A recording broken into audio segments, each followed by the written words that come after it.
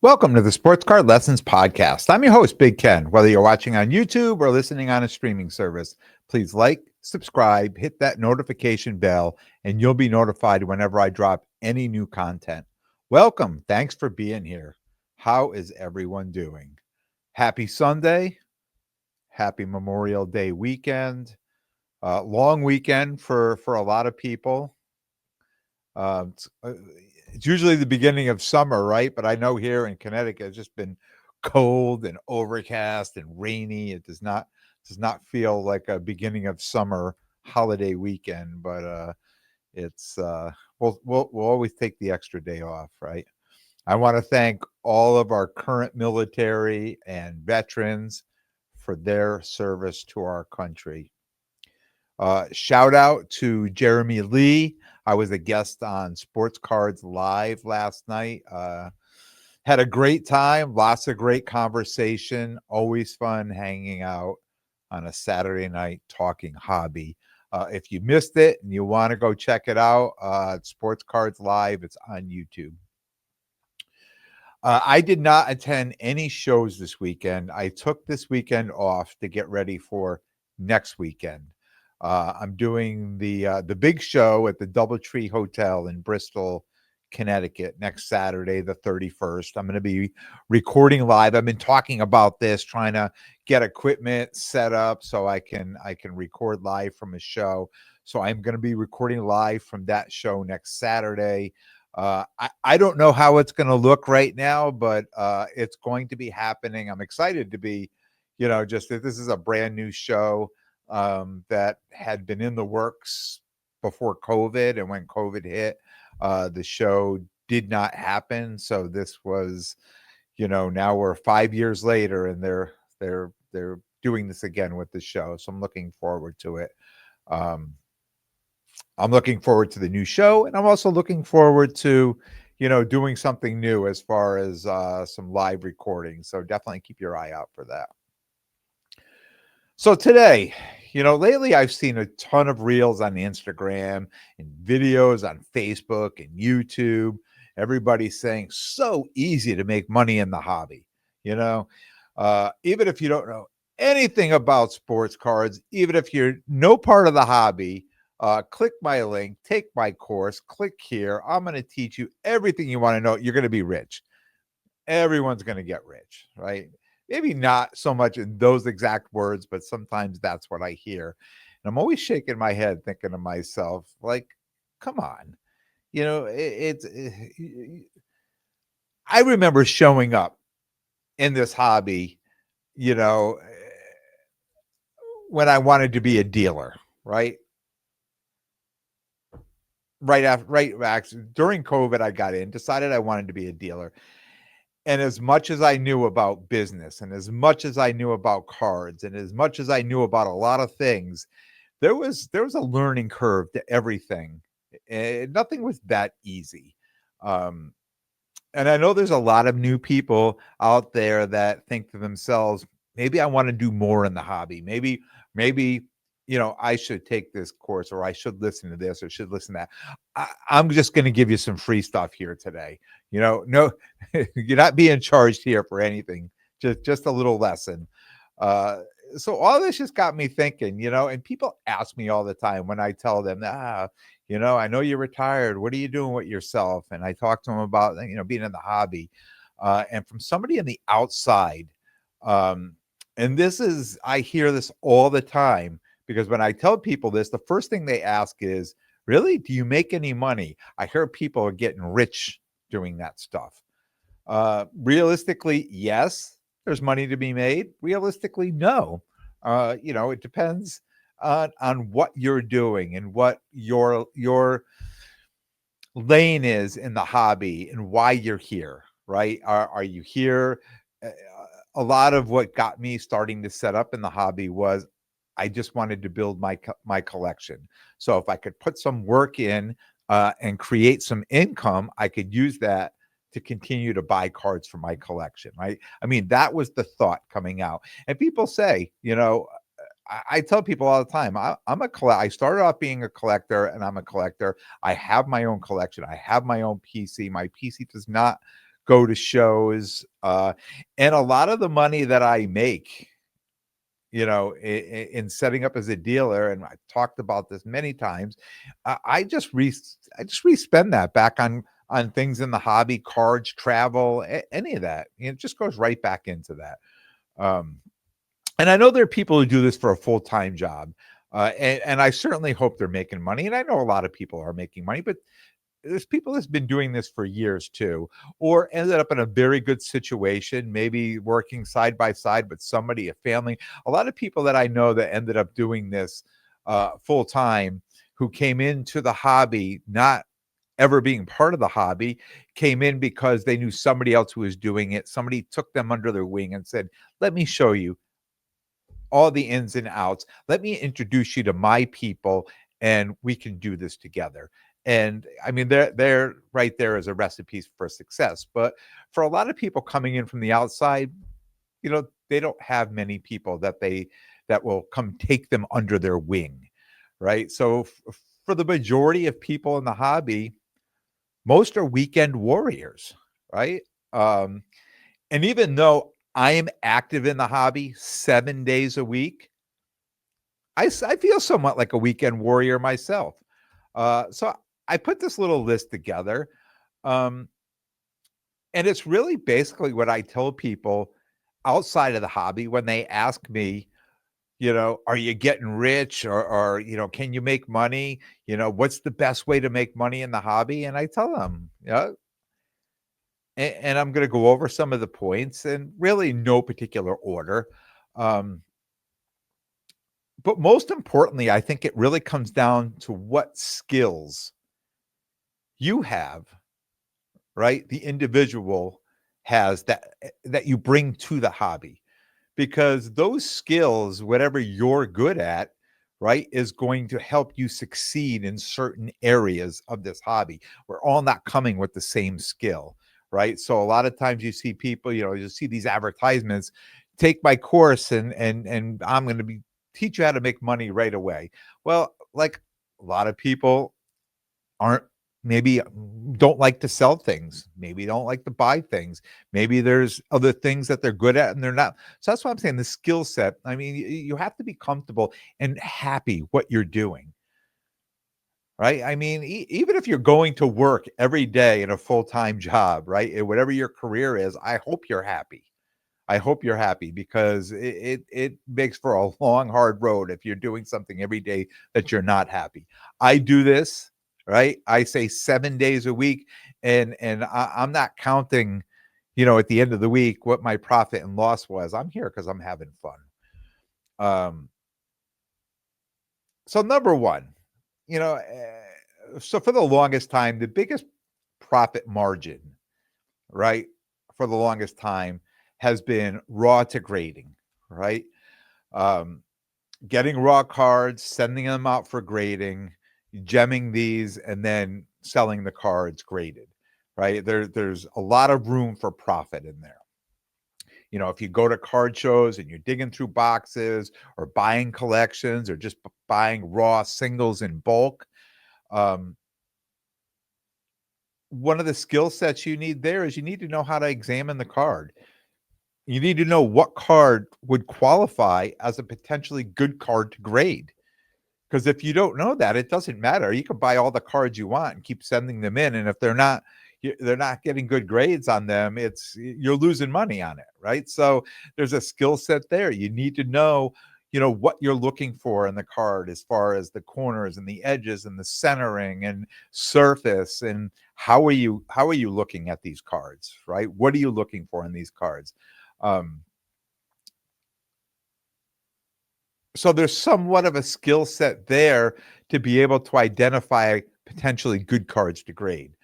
Um, and even more importantly, identify cards that are not good candidates for grading. What cards have problems. And a common practice, in the hobby now, and it's been for a while, and sending cards out for grading. They come back, they did a gem, they came back less than a 10. And depending on the card, a lot of them are just being cracked out of the grading slab and sold as raw, right? Because they're worth more money raw out of the slab than they are in. So, there's somewhat of a buyer beware on that, right?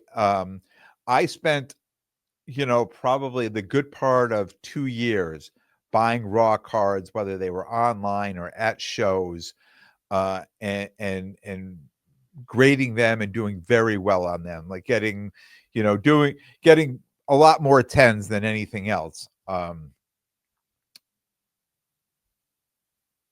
It's not as easy today to do that. Um, Knowing that a lot of these cards that you're going to buy raw are probably not going to gem. So you really need to know what you're looking for. And I'm not saying every card at a show has been cracked out of a grading slab. I'm just saying you really need to know what to look for and how to select these cards. Um, you need to know the market, right? Knowing what cards make sense to grade. You may find a card that looks perfect, but you know, you need to know the risk reward on each card. This a card in a 10 may be only, 1, 2, or 3x of a raw card that it makes sense to grade it. No, but other cards may be 10, 20, 30x of a raw, like you never know. So you need to know the market, what cards make sense to grade, and you need to know the risk reward on the individual cards. It's really important. Uh, I stopped buying a lot of raw cards. I stopped digging through boxes at shows, and I know a bunch of you out there, when I started digging, you were like cheering for me, and now you're like, oh, how could you stop already? It's very time consuming. And a lot of stuff that end up in a lot of those boxes, I just find I spend a lot of time pulling cards out. I find a card, I'm like, oh, this, and then I look at it and it's a dinged corner, or there's dimples, or there's this or that. There's a reason these cards are in the boxes. I mean, people used to be afraid to grade cards. I mean, I know 4 years ago, 5 years ago, very few people were grading. They wanted somebody to do it. They wanted to bring their cards to somebody. Can you grade this card? Can you send this card out for grading? Right. Today it's very easy. Like, everybody I talk to grades their own, sends their own cards to PSA. And you can tell, and we talk about it on here, that PSA is inundated right now with orders, right? That everything's being backed up. Their 60-day is now 75-day, and it it baffles me that they tell you that these bulk orders that we pay a membership for every year, that they keep saying they're going to be delayed a little longer, a little longer. But then all of a sudden they put up a May special. Oh, you want this card back in 15 days? Pay extra and you can get it back. Now, all of a sudden, what's happening to the bulk orders if everybody's saying to themselves, well, I want these cards back for the Nationals, so I'm going to send them now, and I'm going to send them 15 or 20 day. And I think everybody's bulk order is just being pushed back, and they're, getting paid more to grade these cards, right?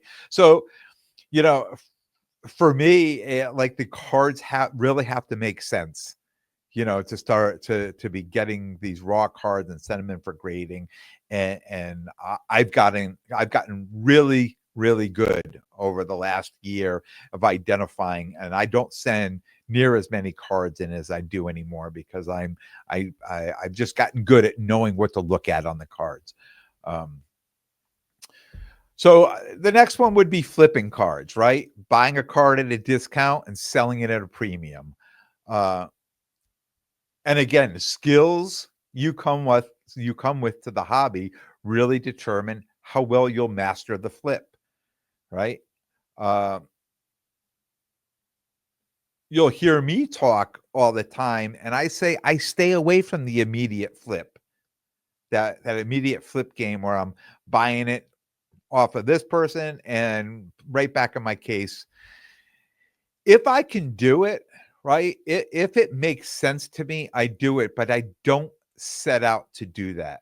For the most part, I play it a little differently when it comes to flipping. Um, I buy the cards. I like to time the market, um, timing the market and prospecting, right? So it's a flip, but I'm not buying it and selling it immediately. I'm buying the card and I'm holding it. Um, which will set up short-term holds and long-term holds, right? And maybe medium-term holds too. Uh, I think it's important, and I'm gonna say this, and some people are going to disagree. They're gonna say stick to one or two things and you know, figure out how to do it the best you can and stick with that. I like to do a bunch of different things. I'm going to get raw cards and then I'm going to send in for grading, right? I'm going to buy cards that I'm going to hold short term, maybe a month, maybe a weeks, maybe a month, maybe 2 months. I'm going to buy cards. I'm saying I'm going to hold these cards. It may be a year or maybe 2 years. I mean, my long term holds right now, when I think about the cards that I'm buying right now, Sarah Strong, right? College basketball player for UConn, an exceptional player, right? Right now, this year, her first Bowman's just came out. I'm buying those cards. I'm opening up product that has her cards in them, and I am just putting them all aside. She may not pan out to do anything, and that prospecting, slash long-term hold, it could all be a waste, right? But it could be something. I've done this on Juju Watkins, right? I've been talking about her for 2 years. Now, this year, it's just unfortunate that she had, toward the ACL during the NCAA tournament this year. But she was on track. Her value of her cards were rising. There were so many good things happening with her, right? And we talk about this one thing can happen and it can derail a lot of things. I know she'll be back. I'm not worried about that. Um, there is no guarantee on any of this, right? There's no guarantee. I just I'm happy to do it. I'm happy to do the the the the the short-term holds, the medium holds, the long-term holds, the grading, right? I like to be in a lot of different things, right? I don't mind that. I think it just keeps me busy too. Um,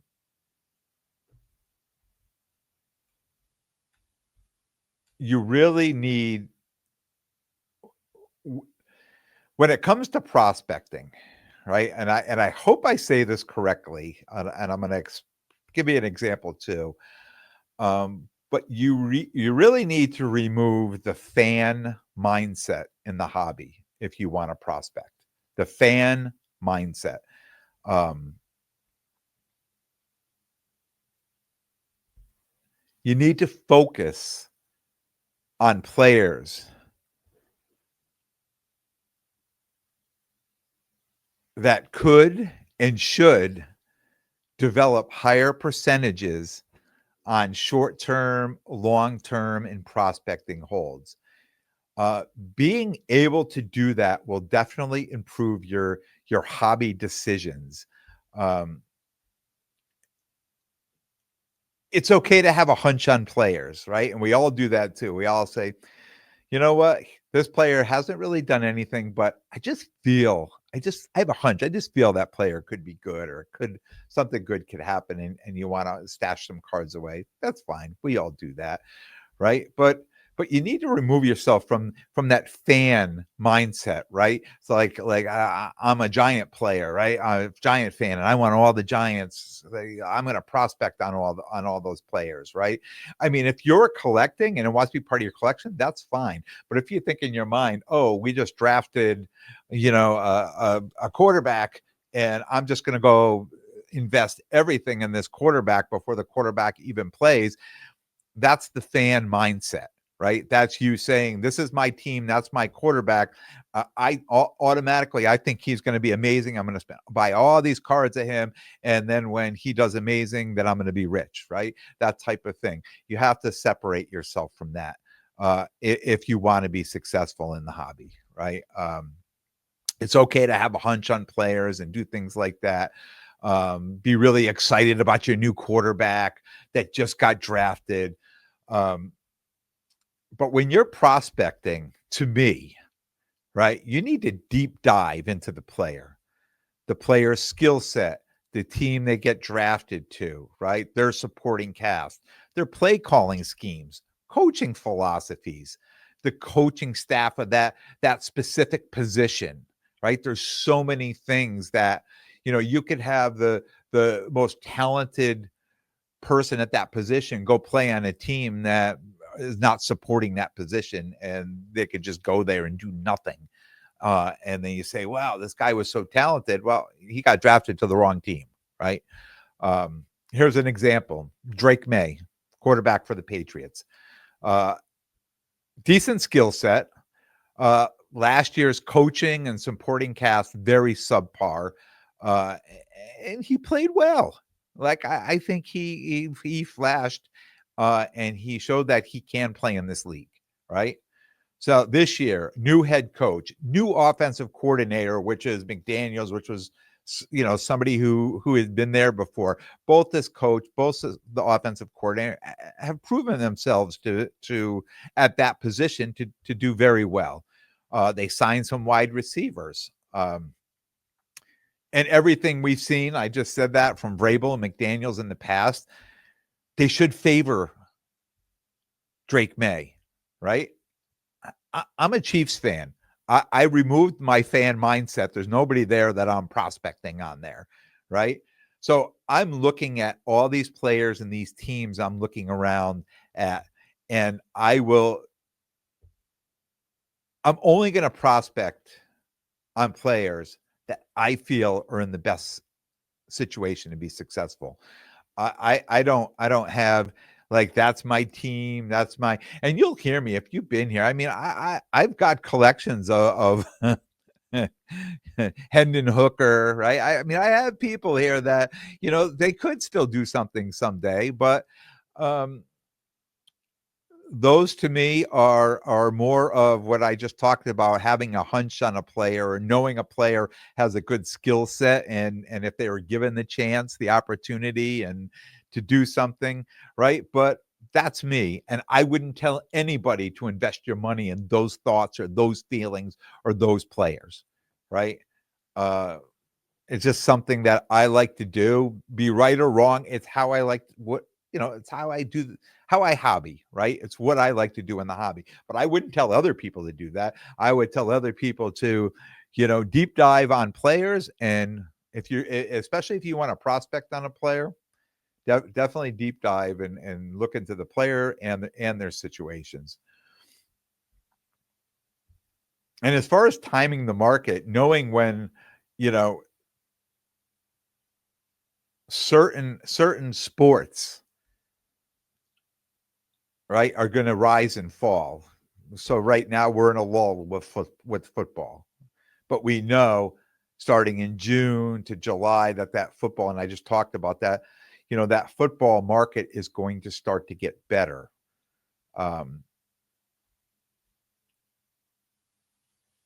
So there's probably still time right now. You could buy some football for some short-term flips if the price is right, that you could make a little money on at the end of June, beginning of July.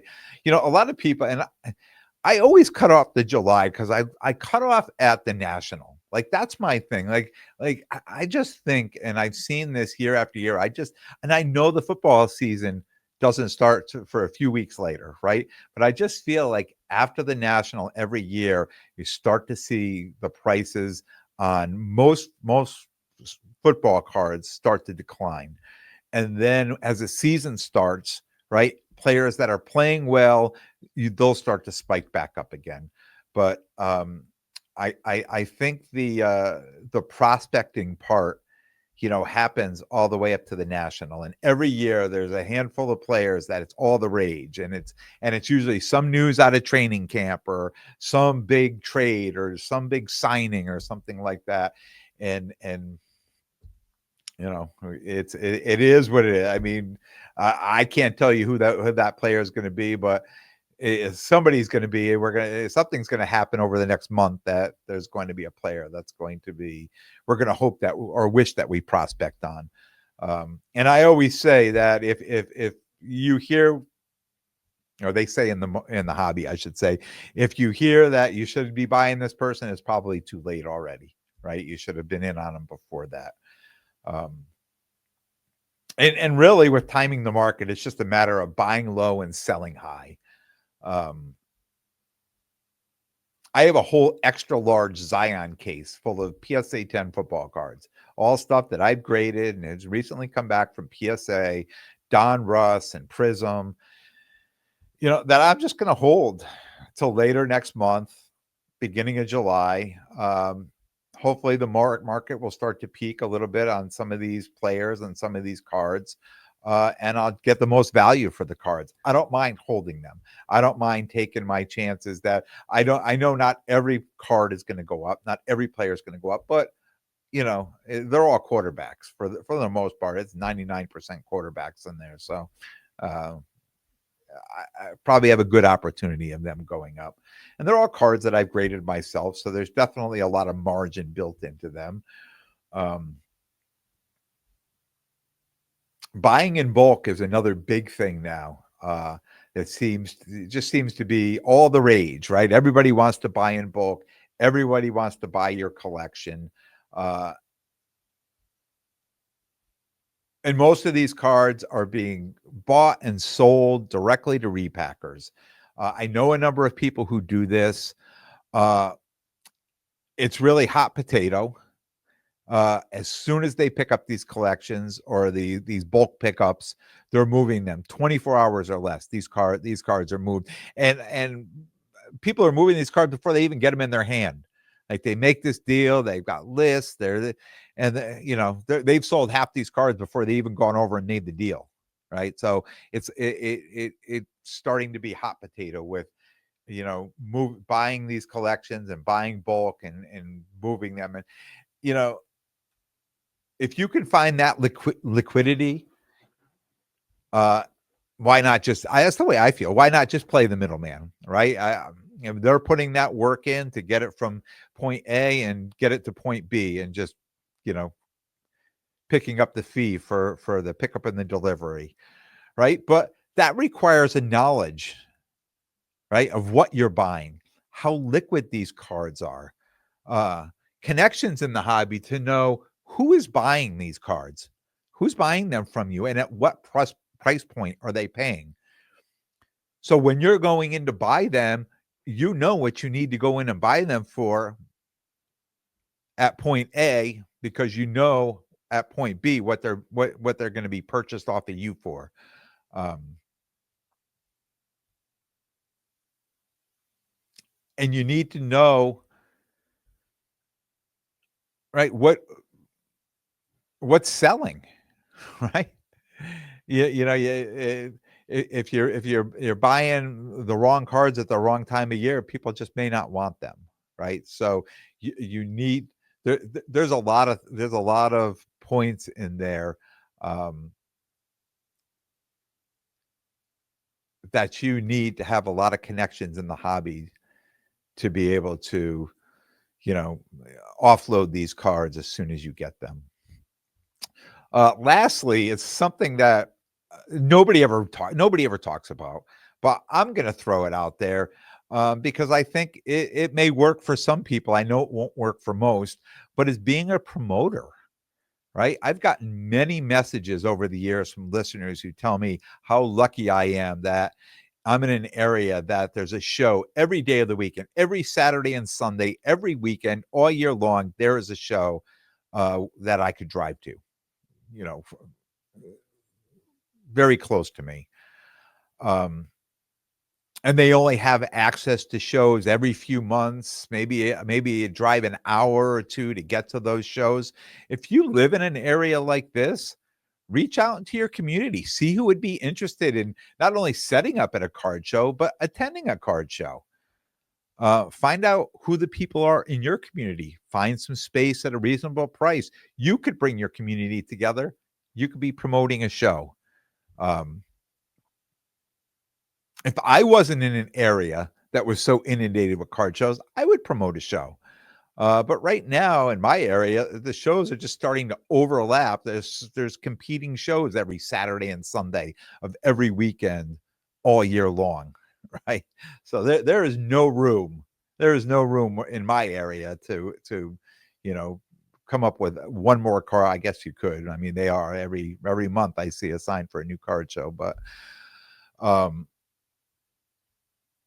yeah, I mean, if you're in one of those areas that you don't have card shows and you don't have access to them, maybe it's time to create one, right? Make one. Reach out to your community, people in your area, and see who would be willing to not only, like I said, set up or attend the show.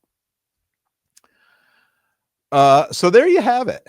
I mean, I think the most important thing in the hobby is being part of the hobby community in your area, hobby connections, finding like-minded people, connecting with people over social media.